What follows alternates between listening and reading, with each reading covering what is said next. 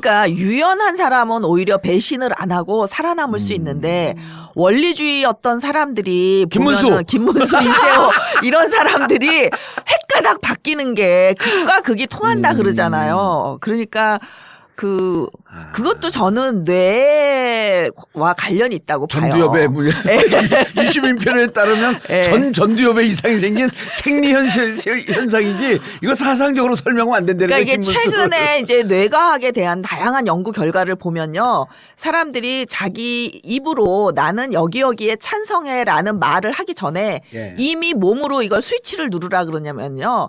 그 질문을 듣기도 전에 뇌가 이미 답을 이미 하고 있어서 스위치를 그냥 본능적으로 누른다는 거 아니에요. 선언적 판단. 예. 그래서 어떻게 보면은 또 뇌는 일부 타고나잖아요. 그러니까 진보 보수는 타고나면서. 그러니까 이 전두엽 구조에 차이가 있다 그러더라고요. 그다음에 이제 학습, 환경에 의한 학습에 의해서 이렇게 만들어지는 것 같아요. 그래서 어쨌든 그런 거를 우리가 바꾸려고 하지 말고 왜냐면 좀 그렇잖아요. 내 결정론자의 입장에서 보면 바꾸려는 노력이 너무 힘드니까. 선천적 요인과 후천적 요인이 적절하게 조합이 돼서. 자, 그래도 재밌어요. 이게 벌써 5번째 들어왔어요. 왕따 이론이. 오늘 조금 더 한 거죠. 벌써 16분을 했어. 인트로 구라가 이렇게 길어. 아니 옆으로 세지 말고 좀 집중해 달라는 요구를 되게 많이 받는데 죄송합니다. 아니요. 이런 걸 해야지 집중이 되는 거야. 자, 오늘은 호남, 대한민국에서 호남 원조 왕따 얘기를 좀 하셔야죠. 사실 이 노무현 문재인 왕따 얘기를 한 이유는 왜 이들이 왕따를 당하게 되었나를 이야기하기 위해서 한 건데 사실은 원조 왕따가 호남이죠. 그렇죠. 그래서 우리가 호남 얘기를 해야 되는데 제가 이제 이 지역주의에 대해서 연구를 좀 많이 했어요. 그래가지고 2000년 총선 전에 지역주의 선거와 합리적 선택이라는 이제 책을 냈는데 이미 그때 16대 때인데 2000년이면. 그때 이제 저는 지역주의 선거는 이제 앞으로 계속 옅어질 것이다. 점점점 옅어져서 결국은 이제 사라질 것이다. 근데 저는 지역주의 선거가 사라지는데 30년 걸린다 이런 얘기를 했는데 88년에 지역주의 선거가 시작됐으니까 30년 되면은 2018년이잖아요. 그러니까 내년에는 이제 더 많이 사라질 거고 벌써 2016년에 징조가 좀 나타났잖아요. 부산에서 5명 당선시켰잖아요. 경남하고 합하면은 뭐 어떻게 되죠? 6명인가 7명인가요? 그렇죠.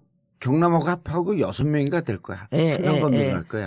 그래서 제가 노무현 대통령 살아계실 때도 그 얘기를 했어요. 아니, 울산에서 그 통합진보당 계열 무소속 2명이니까 더 되죠. 한 8명 뭐 이렇게 되네. 그래서 30년이 지나야 지역주의 선거는 사라지는 거기 때문에 너무 초조해하지 마시라. 근데 이 광경을 못 보고 돌아가셔서 정말 너무 가슴이 아픈데 그래서 그랬던 이유는 다 이런 지역주의 선거도 다 이론적으로 예측이 가능하다는 거죠. 은나래 씨 부모님은 호남 분인데 대구 가서 살잖아요. 네, 지금 대구. 몇 번을 찍었어요, 계속? 2번이요. 돌아가실 때까지? 네? 아직 안 돌아가셨는데요? 아니, 돌아가실 때까지 2번 찍으시겠대요? 그럴 것 같아요. 그런 것 같아요. 다음 선거에서는 그 2번이 1번 되는데 또 2번 찍을 거예요? 아니요. 그러니까 그런 게 아니라. 그럴 것 같더라고요. 근데 이제 왜 제가 30년 걸린다 노무현 대통령에게 그랬냐면은 사람이 20대 때 또는 30대 때 최초의 투표를 하잖아요. 그러면 그 투표를 변하기가 좀 힘들다는 거예요. 그래서 이제 20대 30대는 그래도 여기 찍었다 저기 찍었다 좀 변할 수 있어. 근데 이게 이제 한 40대 정도 되면은 절대 안 변한다는 거예요. 그래서 많은 정치인들이 특히 민주당이 뭔가 우리가 양극화를 위해서 이렇게 진보적인 정책을 내면 그 어르신들이 우리를 찍어주겠지 생각하는데 절대 아니라는 거죠. 그러니까 왜냐하면 이렇게 한 10년, 20년 이렇게 찍다 보면은 거기 그 정당과 내가 하나가 되기 때문에 내 정체성을 부정하는 일을 하지 않을 거라는 거예요. 그래서 그렇게 해봐야 소용이 없다. 오히려 이제 민주당을 지지하는 화이트 칼라나 중산층 표를 잃을 정도까지 가면 안 된다, 좌로. 왜냐면 어차피 저소득층이나 어르신들은 그 이제 저소득층은 특히 이 정보에 둔해요. 정보를 많이 못 받아요. 그렇기 때문에 빨갱이 무슨 친북 이런 거에 많이 동원되지 이렇게 합리적으로 정책을 보고 투표하지 않거든요. 그렇기 그래서 때문에 우리 지역도 저소득층에서 새누리당 옛날에 한나라당 1번이 많이 나오는 이유가 우리 막 이렇게 분석을 했었거든요. 그 사람들은 워너비를 향해서 투표를 한다. 그러니까 자기가 되고 싶은 정당. 마치 새누리당이 되면 부자가 될 것 같고 자기도 여유롭게 잘 살 것 같고 이렇게 분석했는데 그게 아닐 가능성이 있네요. 그것도 없지는 않을 것 같은데 왜냐하면 정체성에는 자기가 좋아하는 거랑 자기를 일치시키는 경향이 있기 때문에 있죠. 그것도 전혀 틀린 말은 아닌데 20대들은 보면 근데 20대야말로 워너비를 보고 찍을 것 같잖아요. 근데 20대는 압도적으로 민주당이거든요. 물론 새누리당도 있지만 그러면은 왜 얘네들은 워너비를 보고 찍지 않냐. 그중에는 워너비를 보고 새누리당 찍는 사람도 있지만 대체로 뭐 강남 땅 부자 아들들이라든지 자식들이라든지 이런 경우가 이제 보수 20대 보수지 대부분 20대는 압도적으로 민주당을 찍는 이유가 교육 때문에 그렇다는 거죠. 정보에 노출되어 있고. 그렇죠. 다양한 정보를 노출되어 있고 자기가 이성적인 판단을 하고 정보를 그 프로세스를 하고 찍기 때문에 그래서 이런 유권자의 투표 형태를 알아야지만 이제 정책을 내놓을 때에도 자기가 이 정책을 가지고 정책은 사실 자기가 정말 옳다고 믿는 정책은요 나중에 이제 국민의 선택을 받고 나서 하면 돼요. 근데 선거 때 정책은 사실 득표용이잖아요. 그렇죠. 근데 이 득표용일 때는 유권자의 마음을 잘 읽어야 된다는 거죠. 근데 읽지 못하고 제가 볼 때 민주당은 늘 옳은 정책을 내놓는 거예요. 그게 꼭 그렇죠. 표를 받기 위해서는 유권자의 심리를 잘 분석한 정책. 그렇죠. 그러니까 유권자로부터 표를 얻을 수 있는 정책을 내놓고 다소 파퓰리즘이 섞여 있다고 할지라도 근데 파퓰리즘 정책은 또 기가 막히게 알아서 국민들이 또 골라내는 게 왜냐면 우리 인구 중에 정책 투표하는 인구가 제가 볼 땐 최대 10%? 대부분 정체성 보고 찍어요. 그렇죠. 그래서 정당의 이 목적은 이상적으로 20년, 30년, 50년 후에 추구해야 될 그런 어떤 진보 정체성을 담더라도 정책은 정말 5년 안에 할 수 있는 정책을 내놔야 되는 거거든요. 그러니까 굉장히 현실적이고 실용적이고 설득력이 있어야 되고 내 계층 이익을 배반하지 않아야 되는 거예요.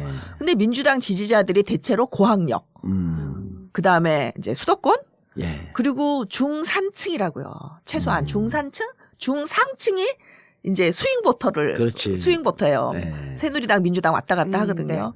그래서 이제 너무 정책이 좌로 가면, 그러니까 정체성은 진보 정체성을 분명히 하지만 정책이 좌로 가고 실용적이지 않으면 중상층을 저쪽에 뺏길 수 있다는 거예요. 그러니까 지금은 안 뺏기지만 저는 선거 구도 이대로 간다고 보지 않거든요. 이번 대선도. 그러면 선거 구도가 변하게 되면은 민주당이 갑자기 소수파로 전락할 수도 있다는 거예요. 그런 위험이 없지 않다. 그렇기 때문에 그냥 원칙대로 가야지 되는 거다. 50%의 표를 얻을 수 있는 전략으로 가야 된다. 그럼 지금 민주당 지지도가 지금 한 40% 앞뒤로 뭐 그렇죠. 올라가고 40 이러잖아요. 중반까지 갔어요. 그러니까 그걸 제가 작년 10월에 예측했다는 거 아닙니까? 그래요? 민주당 지지도가 45%까지 갈 거다. 그래서 지금 맥시멈을 찍었다 그러더라고요.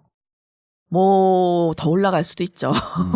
이대로 간다면. 근데 늘 정치는요 생물이기 때문에 이렇게 한쪽이 일방적으로 가는 게 없어요 정치에서.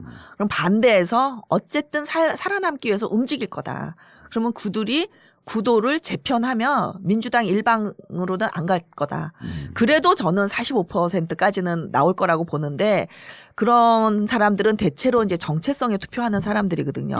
근데 이 중에 일부 그다음에 이제 정책을 보고 투표하는 10%가 정책에 의해서 나갈 수도 있다는 거예요. 지금 민주당 들어왔다가 아이고 아닌가벼 하면서 나갈 수도 있기 때문에 당 정책에 있어서 정책은 어차피 10%만 봐요. 그래서 근데 그 10% 싸움이 되니까 그 10%가 중상층이라는 거야. 안타깝게도. 그래서 너무 그 진보적인 정책으로 가면 그 오히려 어려울 수가 있고 또 실제 집권을 한 다음에도 이게 그 너무 진보적인 정책이면 여론의 지지를 못 받아요, 어차피. 왜냐면 우리 국민들 여론이라는 게 어르신들 특히 50대 이상은 이미 수십 년 이미 성향이 정해진 거거든요. 그렇죠. 성향이 이미 우리 사회의 기본 지형 자체가 6대 4로 보수가 우세하잖아요. 그렇죠. 네. 그런데 이제 집권을 하게 되면은 그래도 이 레버리지가 좀 생기는 게 뭐냐면은 방송 같은 데를 통해서 정말 객관적인 다큐, 그러니까 선진국이라든지 이런 다큐를 통해서 진보적인 정책이 나한테 이익이 된다는 걸 교육, 학습할 기회는 생기는 거죠. 그러면서 그것을 받아들이도록 그렇죠. 만들어서 과반수를 만들어서 더 진보적인 정책은 할 수 있지만 그걸 하고 싶다고 선거 때 무조건 내놔서 이기는 건 아니다. 그때 이재명 시장이 공장에서 출마 선언하면서 노동자를 그 대변하는 후보가 되겠다라고 얘기했을 때 교수님이 사석인지 방송에서 그랬잖아요. 사석을 했나요? 더 못 올라간다. 이제 빠질 것이다. 그렇게 예측을 했거든요. 그다음부터 계속 빠져요. 그러니까 그런 진보적 정체성 마음에 갖고 있고 정책은 일반 중산층들이 받아들일 수 있는 그런 정책으로 가라. 우리 방송을 잘 듣는 사람인데 왜 안 듣고 있어요? 제가 그걸 저 밖에서 사석에서 얘기를 했기 때문에. 보통 근데 정치라는 사람들은요, 자기가 갖고 있는 정체성을 정책으로 외화시키고 싶어 해요. 그게 참 정직한 건데 그게 진보들의 특징이에요. 보수들은 절대 그렇게 안 해요. 교수님하고 방송하면서 저도 이렇게 생각하고 있는 게 참 어리석고 잘못된 거구나 하는 걸 깨달았어요. 이게 참 아이러니인데 진실한 사람들이 그러는 거거든요. 미국 진보도 그렇고 우리나라 진보도 그렇고 진실하기 때문에 국민들을 속이지 않기 위해서 내가 생각하는 이상적인 정책을 딱 내놓는데 그게 유권자랑 정합성이 없으면 집권을 못하는 거거든요. 근데 정당의 목표는 그러니까 목적은 숭고한 정체성이 있지만 목표는 뭐예요? 당장 집권하는 게 목표예요. 근데 많은 분들이 목표와 목적을 헷갈리는 거예요. 그런데. 그래서 마치 집권 못하면 어떠냐. 최근에 무슨 대학생 뭐 위원장 민주당에 무슨 경기도 대학생 위원장이라는 사람이 페북에 집권 못하면 어떠냐. 문재인 왜 그 성소수자들의 그 결혼에 대해서 왜 소신 있게 발언 못하냐 이러는데 주요한 민주당의 대선 주자가 자기 혼자 생각으로 그게 옳다고 이분은 분명히 속으로는 그걸 지지하는 마음이 있을 거예요. 그런데 이런 법안을 지지하는 건 다른 거거든요. 어차피 법안은 안 되는 거예요. 사회적 분위기가 무르익지 않으면. 근데 목표를 같이 하지 않는 사람은 저는 정당을 같이 하면 안 된다고 봐요. 왜? 정당의 목표는 그 집권하는 거예요. 그럼 이 사람은 민주당의 정체성, 목적에는 동의해. 근데 목표엔 동의 못해. 집권이 뭐 중요해 이런 사람 정당을 하면 안 되는 거죠. 이런 사람은 시민단체를 가시면 되는 거죠. 그렇죠. 그래서 이게 정당과 시민단체의 큰 차이예요. 그러니까 정당은 집권을 목표로 같은 이념과 생각을 가진 사람들의 그러니까 같은 이념과 목표를 가진 사람들의 집단이 정당이고 어떤 자기가 이상적으로 생각하는 정책을 추구하는 집단이 모인 게 이익단체, 시민단체거든요. 아니 목사님 두 분이 계신데 한 분은 너무나 고지식하고 원칙적으로 하나님 말씀을 계속 설교를 하는데 신도가 늘지가 않아요. 부흥이 안 돼.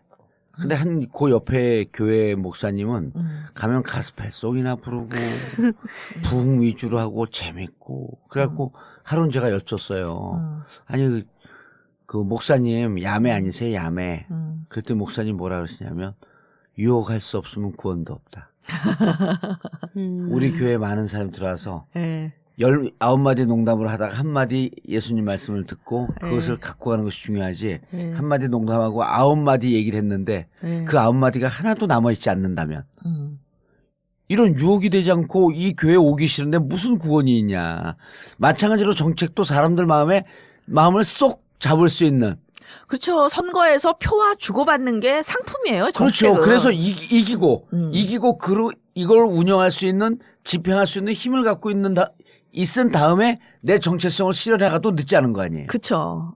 왜냐하면 그때는 여러 가지 수단이 생기니까. 그렇죠.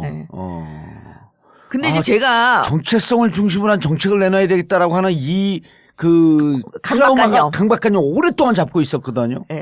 근데 제가 이제 박사학위 논문이 뭐냐면은 그 정당의 선거 전략 이 어떻게 만들어지고 예. 이제 어떻게 하면 이기는 전략을 쓰느냐 하는 게 제 그 박사학위 논문이에요. 그 박사학위 논문을 갖다가 표절해서 제가 살짝 바꿔갖고 책을 하나 내야겠네요. 표절을 동의해주면 그건 표절이 돼요, 안 돼요? 그게 학계에서 안 될 것 같아요. 왜냐면 제가 어쨌든 그 원저자니까. 팔았다. 내가 팔았다 하더라도 그건 부도덕한 거고 내가 허락했다 하더라도 그 부도덕 학계 관행을 아니 교수님 이러면 거니까. 그걸 인용을 하면 표절이 아니잖아요. 인용하면 그쵸, 되죠. 그쵸. 그래서 어디 인용하는데 전체 책을 보니까 다 인용이야. 아니 그거 다른 사람이 하면 이거 표절하자 했는데 정봉주가 하면 자신의 캐릭터에 맞게 근데 이제 그거를 제가 수학 모델링을 해가지고 예. 풀었는데 그 제 논문의 결론은 뭐냐면은 그 자기 정체성을 버리고 예. 그러니까 이제 목사 중에 예. 이 부흥회만 매일 해서 예를 들어서 돈을 벌어서 목사가 착복했다. 예. 이건 사기꾼이잖아요. 그렇죠. 그렇죠. 예. 그러니까 그런 걸 사기꾼이 그렇게 완전히 표를 위해서 국민에게 아부하는 파퓰리즘이죠. 예. 그것도 국민들이 알아본다는 거예요. 그래서 그것도 이기는 전략이 안 돼. 그래서 가장 이상적인 이기는 전략은 자기의 정체성과 그다음에 국민의 요구 중간 어디선가 타협을 하는 게 그게 이제 균형, 양쪽이 예. 딱 균형인 거예요. 그거 박근혜 탁월해. 야매로 살았는데 성공했잖아. 그렇죠. 그러니까 탄핵이 되는 거야. 그 균형점에서 이제 타협을 하는 건데 예. 이게 저는 전략으로 나온다는 거죠. 그러니까 지난 대선에 박근혜 그 출마 선언문이나 이런 전략을 보면 굉장히 뛰어났어요. 그러니까 근데 여기에는 저는 전문 전략군이 붙었지 최순실 박근혜 머리는 아니다라고 보는 게 분명히 뒤에 참모든 아니면 전문 그 컨설팅 업체든 예. 그 뭐 미국에서 들어왔다는 소문을 제가 들었는데 어쨌든 그 뭐 사실인지 아닌지는 모르지만 매우 실력 있는 사람이 붙어서 그 표를 얻기 위한 그리고 속인 거죠. 근데 이제 이게 들통이 난 거죠. 들통이 나니까 탄핵이 예. 된 거죠. 그러니까 이제 당 자체가 사라지잖아요. 예. 그러니까 제 모델이 여전히 유효한 게 그 완전히 국민을 속여서도 안 되고 그 자기의 진정성이 있어야지. 예. 그러니까 요게 있어서 딱 균형을 잡아야지. 그러니까 이쪽에서 끄는 정체성이 끄는 힘. 그다음에 국민이 끄는 힘. 왜냐하면 국민은 딱 중간에 있는 국민이 제일 다수거든요. 그렇죠. 예, 여기서 끄는 힘 사이에서 어디선가 딱 정책은 자리를 잡을 때 이게 이기는 선거 전략이다라는 게 이제 제 논문의 결론이었었는데 정말 그런 것 같아요. 정체성이 없는 사람도 결국 오래 정치 못하고 그렇잖아요. 그렇다고 완전히 원리주의적인 정책만 내놓는 사람도 오래 못하고. 그렇죠. 예. 그러니까 그 두 가지가 다 있어야 돼요. 근데 이제 예. 이 지역주의 알겠습니다. 선거가 예. 많은 사람이 감정에 의한 거다라고 하는데 분명히 감정적인 면이 있어요. 예. 근데 저는 그런 감정은 지속되지 않는다는 거예요. 정치학에서. 아하. 정치에서. 그래서 예를 들면 모든 나라에 이 지역 감정이 있어요. 네. 그렇잖아요. 그렇죠. 예, 어디 가도 지역 감정이 없을 수가. 그 인간의 어떤 그 본능? 예. 그리고 자기 지역 사람 만나면 사투리만 들어도 굉장히 정겹잖아요. 맞아요. 아니 그게요. 신뢰가 가고. 유럽 리그, 그러니까 영국 리그, 스페인 리그, 독일 리그 이런 데도 가잖아요. 지역과 지역이 붙을 땐 전투예요. 예를 들어갖고 스페인 리그의 세비야 팀이라고 하는 데는 그렇게 잘하는 팀이 아니거든요. 네. 근데 세비야 자기 지역으로 그 다른 레알 마드리드나 바르셀로나 팀을 네. 세비야로 불러들이잖아요. 거의 이겨요. 이 자기 지역에서 발휘하는 거기가 지역주의가 무척 센 데거든요. 예를 들어 우리나라로 치면 거기가 이제 아주 기가 센 데 같아. 뭐냐 투의 본 고향 아니에요. 세비야가 플라멩코의 고향. 그러니까 열정과 결기가 있는 지역이야. 자기 지역으로 들어오면 웬만한 팀을 다 꺾어요. 두세 배 강한 팀들도. 그리고 그 사람들이 거기서 응원할 때 지역주의를 똘똘 뭉쳐 있는 거거든. 그러니까 우리만 그런 게 아니더라고. 우리나라 옛날에 해태 타이거스 타 팀에서 그러잖아요. 해태 타이거스 광주 가서 게임하면 우리는 게임을 하는데 쟤들은 전쟁을 한다. 틀린 거예요 이게. 나오는 왜냐하면 거기에서 피해적 지역주의가 있었던 거거든. 삼성하고 붙으면 대구가 왔어? 이런 게 있는 거야. 삼성 팀들은 그냥 그쵸. 팀으로 보는데. 네. 근데 이제 정치학에서 왜 지역이 투표의 기준이 되면 이제 그걸 지역주의라 그러는데, 그러니까 지역주의, 지역 감정은 아무 문제가 없어요. 예. 뭐 이렇게 게임하다 사라지면 되니까. 근데 이제 선거에서 지역을 기준으로 투표를 하게 되면 이걸 굉장히 좀 부도덕한 걸로 지역주의. 얘기를 해요. 예. 지역주의라 그러는데 왜 그러냐.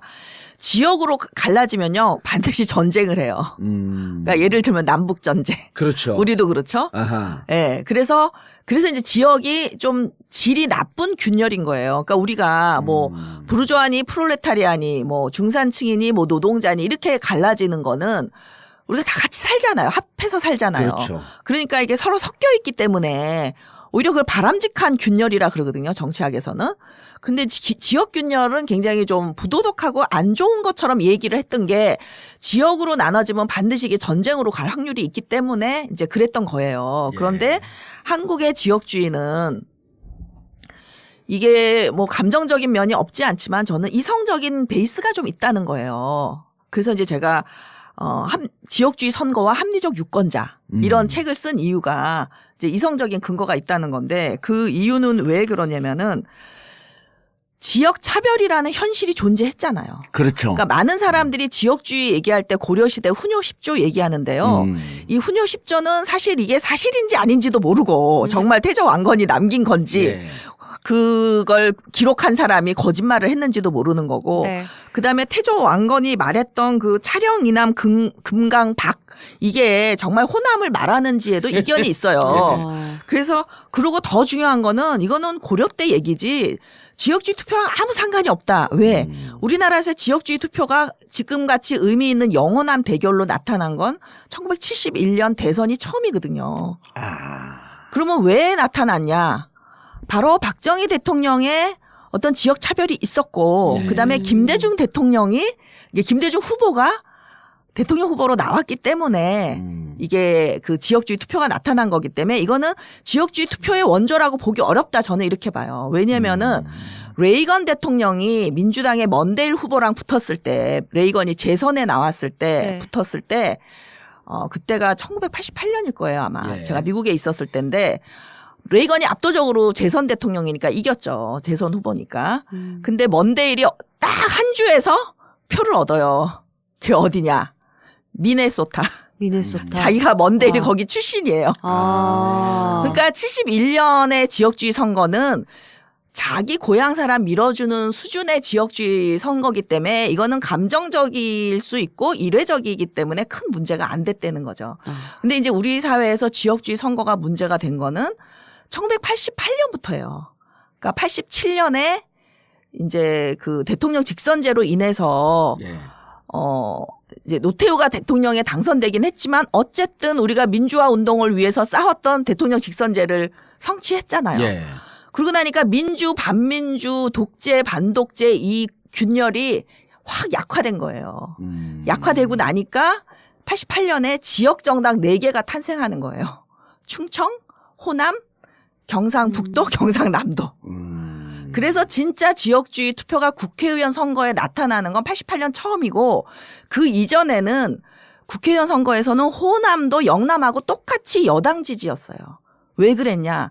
이 민주화 시기에는요. 민주 독재 이 균열에서는 민주를 지지했던 쪽이 어디냐면 도시였어요. 사실 민주당이 가장 셌던 데가 그때는 언제였냐면 강남이었어요. 서울에서도. 왜? 교육 수준이 높고 중산층이 있었기 때문에.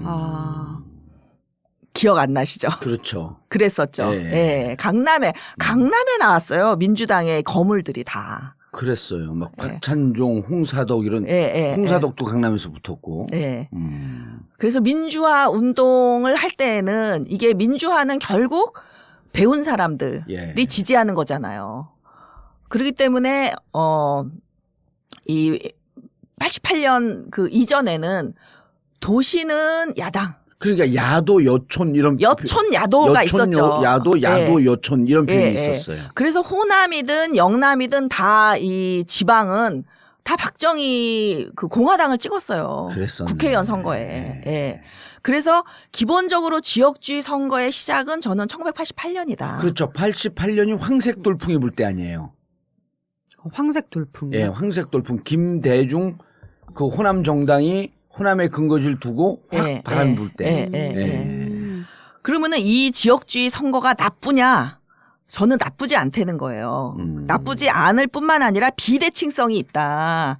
라는 주장을 제가 했는데 이 지역주의 선거의 비대칭성 이런 논문을 제가 썼는데 그 뭐냐면 영남 지역주의 투표와 호남 지역주의 투표가 다르다는 거예요. 행태가. 근데 이제 이거를 다른 학자들은 뭐라고 주장했냐면 저항적 지역주의, 패권적 지역주의. 그 영남의 지역주의는 패권적 지역주의고 이제 호남의 지역주의는 저항적 지역주의라는 거죠. 근데 이제 저는 이런 가치를 집어넣지 않은 어떤 얘기를 했냐면은 그 지역주의 투표의 행태가 다른데 이제 그 정치학이나 사회학에서 가장 중요한 변수가 뭐냐면 교육 수준이에요. 그 교육 수준이 이 뇌와 관련이 있고 그 사람의 인지 발달과 민주주의가 매우 밀접하다 그러거든요. 그래서 보면은 호남은 교육 수준이 높을수록 민주당을 지지해요. 그때 당시에는 민주당이었나? 평민당. 평민당. 네, 평민당을 지지하고 영남은 교육 수준이 높을수록 똑같이 평민당을 지지해요. 그러니까 그 말은 뭐냐면 교육 수준이 높을수록 호남은 지역주의 투표를 하고 영남은 교육 수준이 낮을수록 지역주의 투표를 하는 거죠. 교육 수준이 높으면 반지역주의 투표를 하고 영남에서. 그렇죠. 그러니까 평민당을 찍으니까. 그렇죠. 그래서 결국은 영남의 지역주의 투표는 상당히 감정적인 면이 많고 그리고 이건 두려움의 투표다. 그러니까 이성적인 면이 있다면 뭐냐면 호남의 대통령이 집권해서 우리 영남을 역차별하면 어떡하지 하는 두려움의 투표다. 그래서 이제 그 이성적인 어떤 이성적인 그라운드가 없는 건 아니죠. 그 두려움이 있으니까. 그렇지만 이게 합리화하기는 어렵다 하는 면에서 이제 비대칭성이 있다 그랬는데 제가 2000년 책을 쓸 때 왜 지역주의가 완화될 것이다라고 썼냐면은 김대중 대통령이 당선됨으로써 이제 지역 차별에 대한 한이 풀린 거예요. 한이 풀리면은 이 지역주의는 이 지역 차별로부터 온 저항적인 거거든요. 그렇죠. 근데 이 목표를 완성하면 한이 풀리기 때문에 완화될 수밖에 없다는 거예요. 근데 이제 제가 95년도에 정치학회에서 이런 논문을 발표한 적이 있는데 그 DJP가 이 지역주의 투표에 이제 지역주의, 지역 차별을 어떻게 극복할 거냐. 저는 차별받는 지역이 연대해서 정권을 획득하면 지역 차별도 없어지고 지역주의 투표도 없어진다. 그러니까 지역주의 투표를 사람들이 막 나쁘다고 비난을 하니까 이게 왜 나쁘냐. 누군가가 지역 차별을 해서 국민들은 거기에 대한 반발로 생긴 건데 아니 지역 차별 당하는 사람이 자기 지도자를 찍는 게 뭐가 나쁘냐. 이건 합리적인 거다. 지역주의를 비난하지 말고 충청도와 호남이 상대적으로 영남에 의해서 차별을 받았으니 둘이 손잡아라. 손잡아서 정권을 교체해라. 그래서 지역 연대를 제가 1995년에 처음 주장을 해요. 그게 나중에 97년에 지역 등권론으로 나오는 거예요.